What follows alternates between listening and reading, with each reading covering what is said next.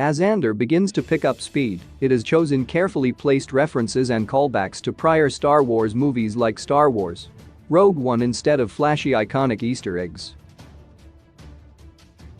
There aren't any cameos from huge legacy characters, nor are there buzzy mentions of Jedi and Sith. Following ancillary protagonist Cassian Andor as he makes his first steps towards joining the rebellion, the series has freedom to leave shameless name-dropping behind and sprinkle its espionage-filled world with creatures, planets, and ships that provide a connective tissue to other Star Wars films that don't seem distracting. The characters mention planets and people in their context so they make sense, not to remind fans about another recognizable thing in Star Wars. And because Andor isn't quite as constrained as Obi-Wan Kenobi or the Book of Boba Fett, it has more breathing room to pick and choose how it makes the galaxy seem so large and yet so interconnected. Steelpecker Star Wars. The Force Awakens. Looking closely in the shipyards, eagle-eyed fans might be able to spot a few familiar faces among the gleaming metal and scrap, steelpeckers. These voracious little avian can be found throughout the deserts of Jakku, where they peck at the steel left over from fallen Star Destroyers and other rusting ships. Not only do steelpeckers carry on the great tradition of little Star Wars creatures toiling in the background of any planet's scenery, they also act as the sort of Easter egg that is subtle, the kind that enriches the complexity of the galaxy and its inhabitants, rather than distracting from it. A steelpecker munching on metal scraps makes perfect sense here. Stuffed bantha. Star Wars: Rogue One. During a tracking shot in Cassian's childhood room, a stuffed bantha can be seen referencing the beasts of burden on Tatooine. In Rogue One, a young Jyn Erso's childhood bedroom has a stormtrooper doll which she takes as she flees from Director Krennic's Death Troopers. Though these characters are worlds apart, they were both children once who innocently interacted with the galaxy through toys of creatures and people they may never see. It makes the galaxy seem both incredibly large and connected on little levels. Republic Gunship. Star Wars: Episode 2 Attack of the Clones. Flashbacks featuring Cassian, Casa, on his home planet of Kenari show a planet on the verge of being pulled into the Clone Wars. Marva removes Casa before he can be gunned down by Republic forces tracking the Separatists to his system.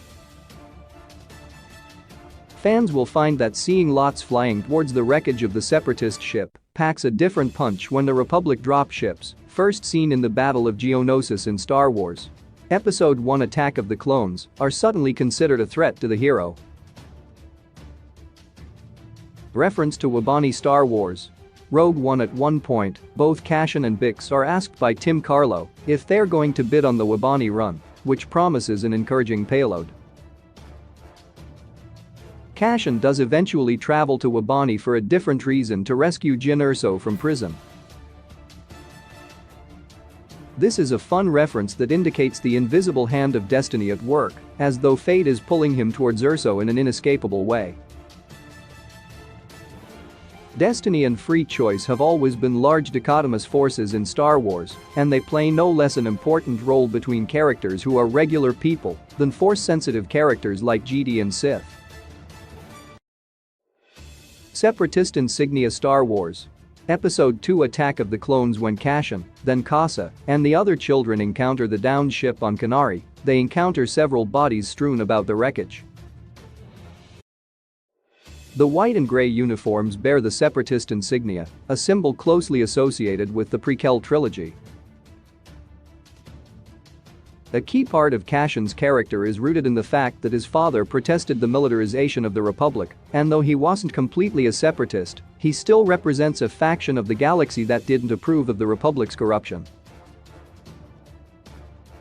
At the end of the Clone Wars, when the Republic became the Empire, the Separatists went from being considered enemies to being thought of as freedom fighters against tyranny. T-16 Skyhopper. Star Wars Episode 4 A New Hope. Scenes in the shipyard offer a treasure trove of scraps, with a few ships from the original trilogy buried like diamonds in the rough. Those eagle-eyed enough to recall what a T-16 Skyhopper looked like in A New Hope will be able to pick out its familiar shape. Luke makes reference to shooting Womperts back home in his T-16 Skyhopper, and though Hess never shown flying the sporty little airspeeder, in the scene where Hess playing with a model of one, the engine and fin of his real T-16 Skyhopper can be seen parked just outside the door to his room. Getting to see a full shot of a real T-16 Skyhopper isn't just a fun Easter egg, it's a connective fiber to another innocent boy who, like Cassian, had little connection to the conflicts in the galaxy until the fight became personal. Kyber Crystal Star Wars. Rogue One. If the blue Kyber crystal necklace that Luthen gives Cassian as mission collateral seems familiar, that's because Jyn Erso had a similar one in Rogue One from her father.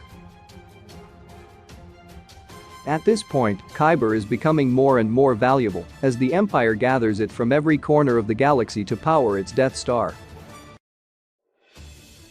To Cassian, the necklace represents a price, whereas for Jyn it's priceless as the last memento she has to remember her father. With their rare connection to the Force, Kyber crystals are an incredibly desirable and dangerous resource and a representation of wealth to the impoverished smuggler. Not only does Luthen's Kyber necklace act as a callback to Rogue One, it contextualizes Kyber crystals in the galactic economy, while at the same time offering one more way for Jyn and Cassian to seem fated to meet.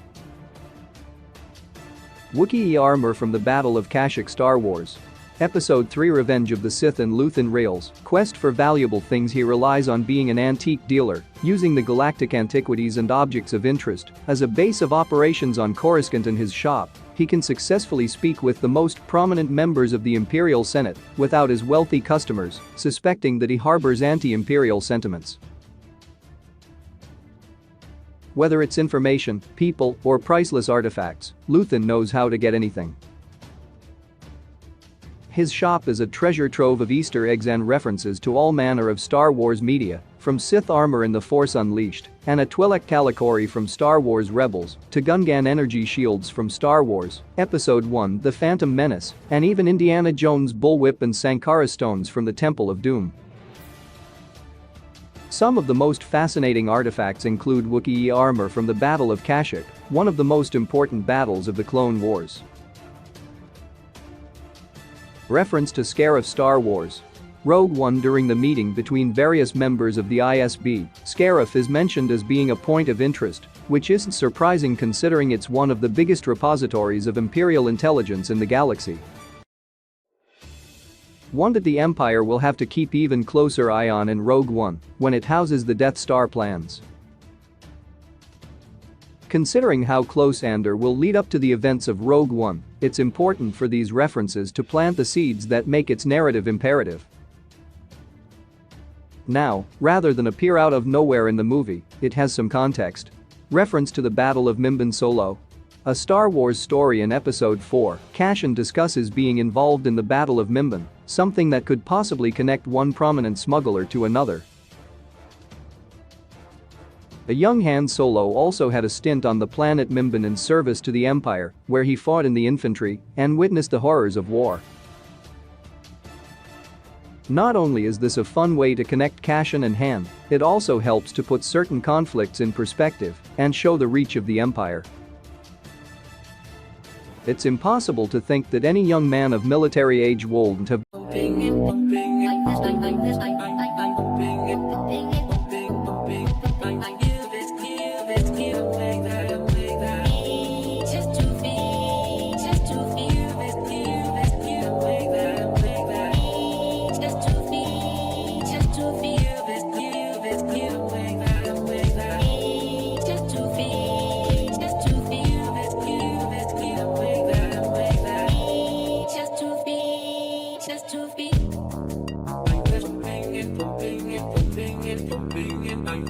I'm the straight